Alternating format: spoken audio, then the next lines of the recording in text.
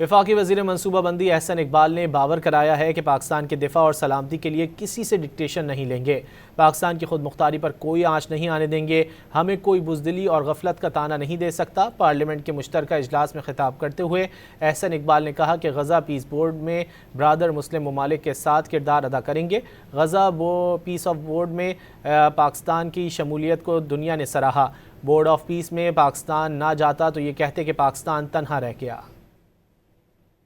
آزادی اور خود مختاری کی ہم نے مثال قائم کی ہے جب 28 مئی 1998 کو امریکہ کے صدر کے 5 فون آئے اور پوری دنیا کا ہم پر دباؤ تھا کہ ایٹمی دھماکے نہ کریں۔